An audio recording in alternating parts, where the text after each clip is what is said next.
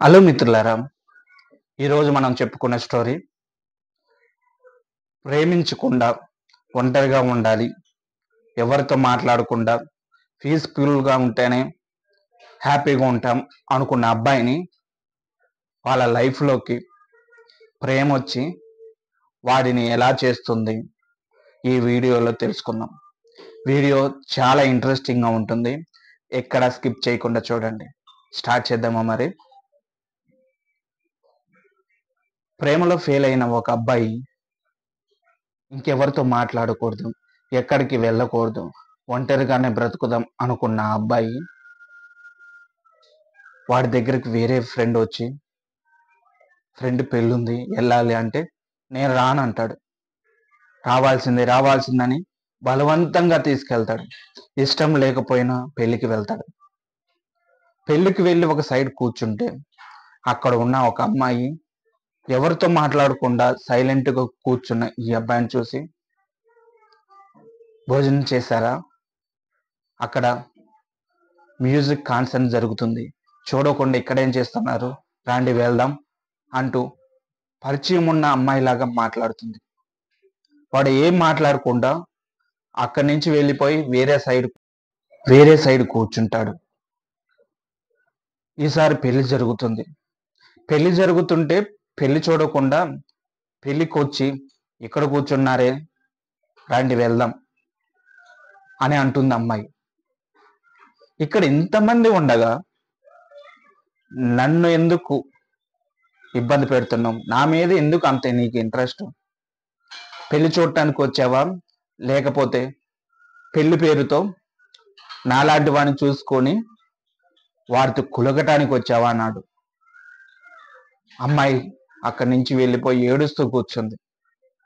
ఈసారి వీడు వెళ్తాడు, సారీ నాకు ఈ పెళ్లికి రావటం ఇష్టం లేదు, వద్దన్నా నా ఫ్రెండ్ బలవంతంగా తీసుకొచ్చాడు, అందుకే ఒంటరిగా కూర్చున్నాను, నువ్వు వచ్చి డిస్టర్బ్ చేసావు, కోపం వచ్చింది, అందుకు అలా అన్నాను. ఓహో అని, పెళ్ళికి రావటం ఎందుకు ఇష్టం లేదో చెప్తావా అని అంటే, నేను ఒక అమ్మాయిని ప్రేమించాను, అమ్మాయి మోసం చేసింది, అప్పటి నుంచి ఒంటరిగా ఉండాలి, మనుషులు ఎవరితో మాట్లాడకూడదు అని నిర్ణయించుకున్నాను, అందుకే ఎక్కడికి పోవట్లేదు, ఎవరితో మాట్లాడటం లేదు. ముళ్ళుని ముళ్ళుతోనే తీయాలి, అలాంటి బాధని మనుషుల మధ్య తిరుగుతుంటేనే పోగొట్టగలం. ఈ మాత్రానికి ఒంటరిగా ఉంటే ఆ బాధ ఇంకా ఎక్కువ అవుతుంది. సో మనుషుల మధ్య తిరగండి, మనుషులతో మాట్లాడండి అన్నది. అమ్మాయి మాటలు నచ్చాయి, ఇంకా పెళ్లి చూడటానికి వెళ్ళాడు. అప్పటి నుంచి అమ్మాయితో మాట్లాడుతూ ఉన్నాడు, మెసేజ్లు, కాల్స్ ఇలా మాట్లాడుతూ ఫ్రెండ్షిప్ చేస్తూ ఉన్నాడు. తర్వాత అమ్మాయి మీదకి ప్రేమ పోయింది, ప్రపోజ్ చేశాడు, ఓకే చేసింది. ఫస్ట్ లవ్ను కూడా మర్చిపోయాడు. కాల్ చేయటం, మెసేజ్ చేయటం, అప్పుడప్పుడు కలవటం, ప్రేమగా మాట్లాడటం, ఇలాంటివన్నీ జరుగుతున్నాయి.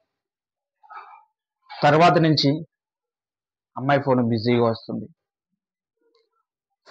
వస్తుంది, ఏమైంది, ఎవరు ఫోన్లో అని పదే పదే అడుగుతూ ఉంటాడు. అమ్మ చేస్తుంది, ఫ్రెండ్స్ చేస్తారు, దీనికి కూడా అడగాల,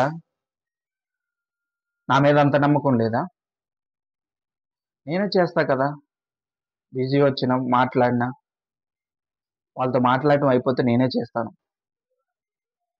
ఈలోపు ఇంత ఆరా తీయాలా అని అంటుంది. టెస్ట్ చేస్తుంది, చిరాకు పడుతుంది, కోపడుతుంది, అప్పుడప్పుడు ఏడుస్తుంది, ప్రేమగా మాట్లాడొచ్చు కదా అని అడుగుతుంది. ఇలా తనకున్న కోరికలన్నీ టైంను బట్టి, తన మూడును బట్టి మాట్లాడుతూ ఉంటుంది, చూపిస్తూ ఉంటుంది. అమ్మాయిలంటే అంతే, ఒక్క ప్రేమ వల్ల వాళ్ళకున్న ఫీలింగ్స్ అన్ని తీర్చేసుకుంటారు. మనం మన దారిలో వెళ్ళేటప్పుడు ప్రేమ మనకి కనిపించదు, మనం తెలియక వేరే దారిలో పోతే ప్రేమ మనకి కనిపిస్తుంది, అది మనకి వెంట పడుతుంది. వెంట పడటమే కాదు, దాని మాయలో పడేలాగా చేస్తుంది. అప్పటి నుంచి ఆ దారిలోనే కంటిన్యూ అవ్వాల్సి వస్తుంది. ఇంకా మన దారికి రాలేము. అడ్జస్ట్ అవ్వాలి, అర్థం చేసుకోవాలి. ఇదే ప్రేమ అంటే. అడ్జస్ట్ అవ్వకుండా, అర్థం చేసుకోకుండా, నాకు ఇది వద్దు అన్నా కూడా ఆ దారిలోనే చనిపోవాలి తప్ప మన దారికి మళ్ళీ రాలేము. సో కొన్ని అర్థం చేసుకొని, ఒంటరిగా ఉన్న, ప్రేమలో ఉన్న, వేరే దారిలో పోయావు కాబట్టి ఆ దారిలోనే కంటిన్యూ అవ్వాలి. ఆ దారిలోనే సక్సెస్ వెతుక్కోవాలి. ప్రేమతో సక్సెస్ని వెతుక్కుంటే ఎప్పటికైనా కనిపిస్తుంది. ఇది ఈరోజు స్టోరీ. ఈ స్టోరీ మీకు నచ్చినట్లయితే లైక్ చేయండి, షేర్ చేయండి.